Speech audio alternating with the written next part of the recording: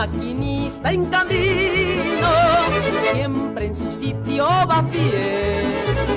Cuando la locomotora va caminando en el riel, toditos los garroteros y fogoneros también llevan en riesgo su vida entre la rueda del tren. Yo soy rielera, tengo mi Juan, él es mi amado, yo soy su querer. Siempre me dice cuando se va, adiós mi rielera, ya se va tu Juan.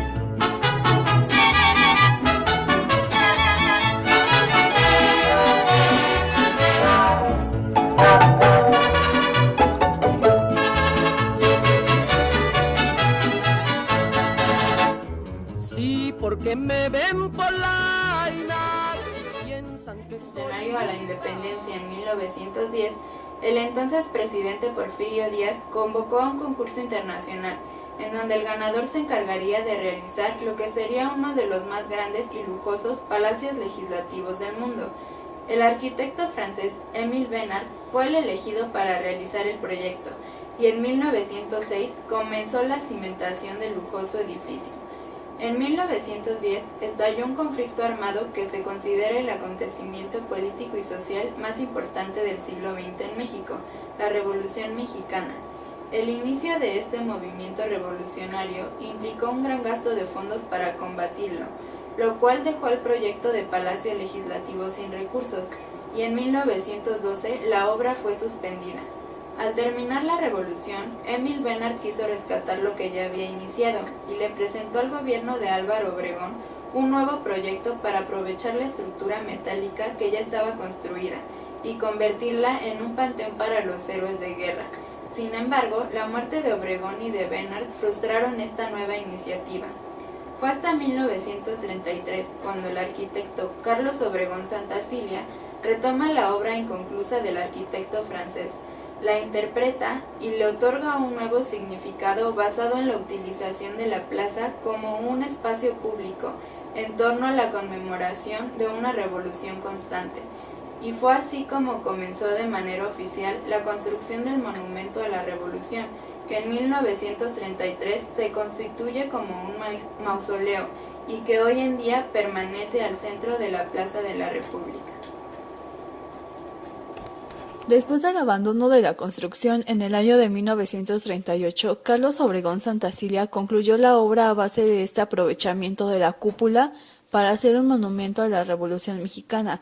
El resultado lo conocemos hoy, un conjunto que mide 65 metros de altura. La estructura principal presenta 4 arcos de 26 metros, el alto por 18.50 metros de ancho, recubiertos en su mayor parte de piedra cuchiluca, ya que los arranques de los pilastras y sus vértices exteriores lo están de piedra negra.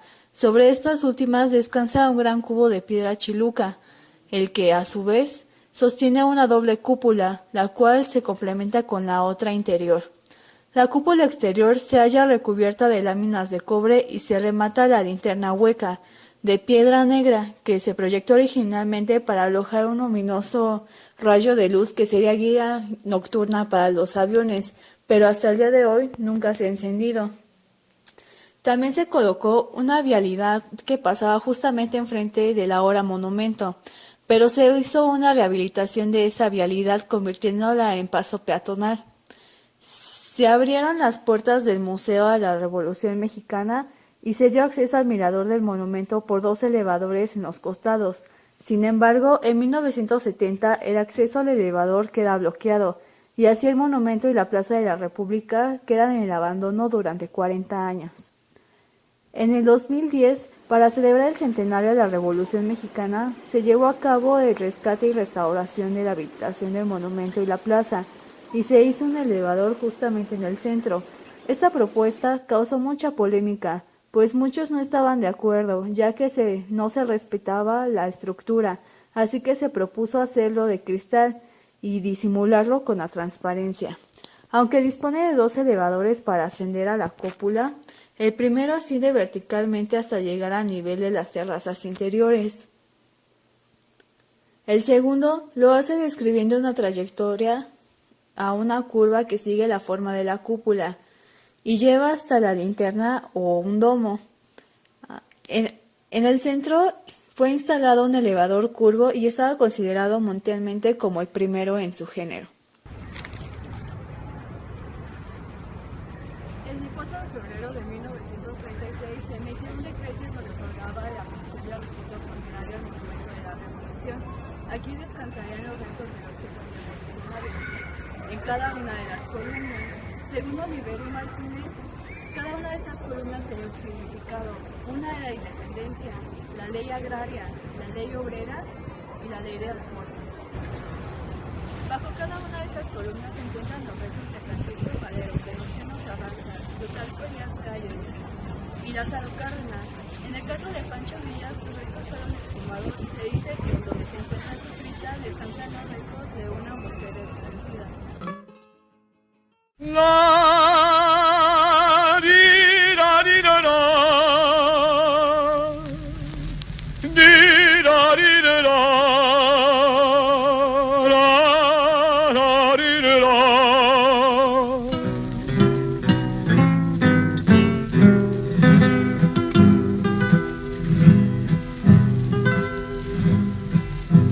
Por la lejana montaña va cabalgando un jinete, vaga solito en el mundo y va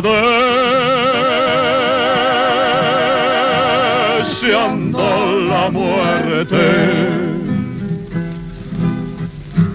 Lleva en el pecho una herida, va con su alma destrozada, quisiera perder la vida y reunirse con su amada.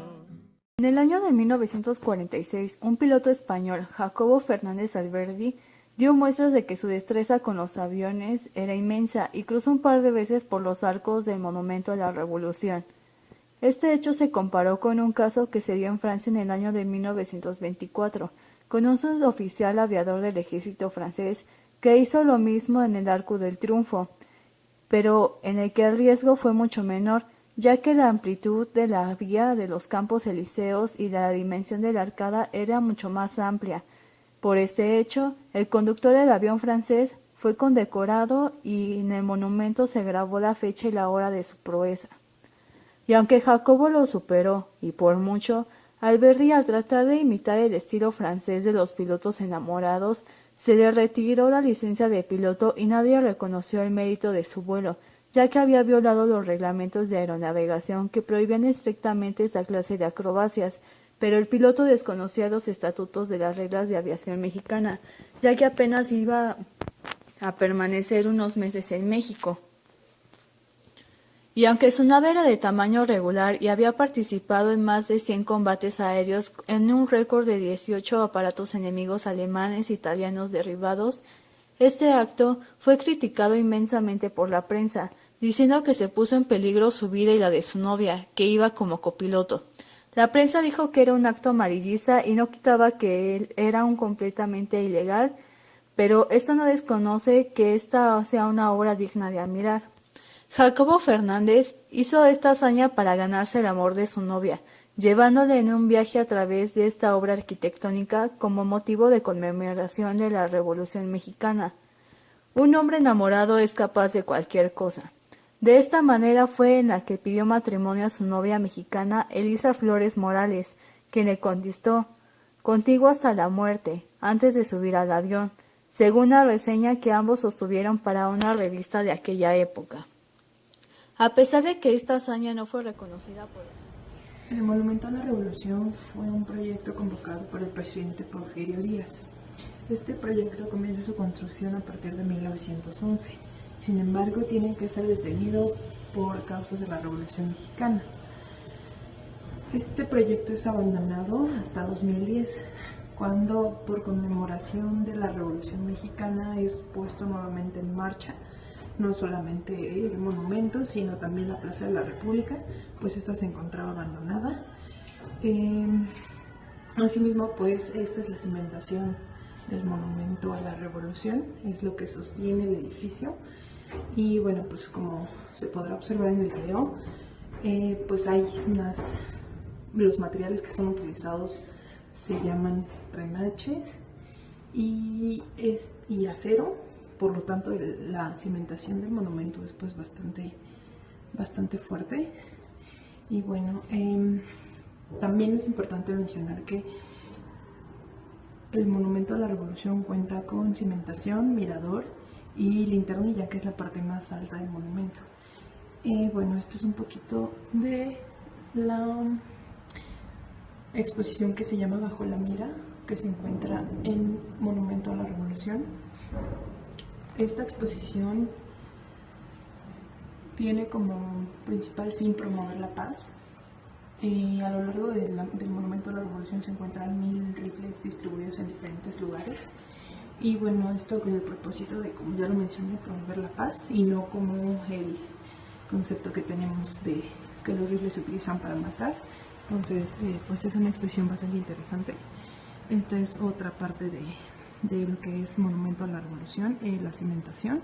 Y bueno, vamos a observar lo que es la maqueta y algunas pues esquemas de cómo está construido el Monumento a la Revolución. Y bueno, esta es la maqueta, donde se observa perfectamente cómo está distribuido todo a lo largo de la Plaza de la República, recordando que alrededor del monumento principalmente se encuentran zonas pues corporativos, empresas. En el Monumento a la Revolución también podemos encontrar otra exposición que se llama Diseño, la cual pues tiene como principal objetivo mostrarnos todos los muebles que se utilizan aquí y cuál es su fin o cuál es su uso. En este caso, por ejemplo, nos muestran un poco de la cafetería y cómo está construida las sillas y por qué, porque cada una de estas está construida como, la cafetería está construida como un vagón de tren. Entonces nos explican aquí pues el porqué de la silla, porqué del material y un poco también de las bancas que utilizan aquí. También es importante mencionar que todos los muebles que utilizan en el Monumento a la Revolución pues son conmemorativos a la Revolución, como lo es por ejemplo estas bancas. Al fondo se distinguen los rifles que anteriormente había comentado, son de la exposición Bajo la Mira. Y bueno, también hay hay unas pantallas que nos muestran justo lo de diseño que les comentaba. Y bueno, otros muebles también, como los que hay en el mirador. Un poco de las ventanas que hay en la cafetería, lo cual asemeja como una ventana. Como les comentaba, la cafetería está construida como si fuera un tren y las ventanas hacen reflejo como si fuera una ventana. Las mesas que utilizan pues son estas, y finalmente las placas que se encuentran a lo largo del Monumento a la Revolución, en donde se aprecian pues nombres de los personajes importantes como son Zapata, Villa, algunos años como obviamente 1910, documentos importantes como lo fueron el Plan de San Luis.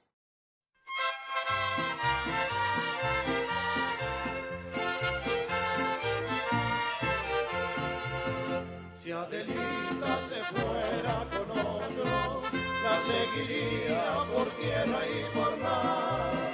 Si por mar en un buque de guerra, si por tierra en un tren militar.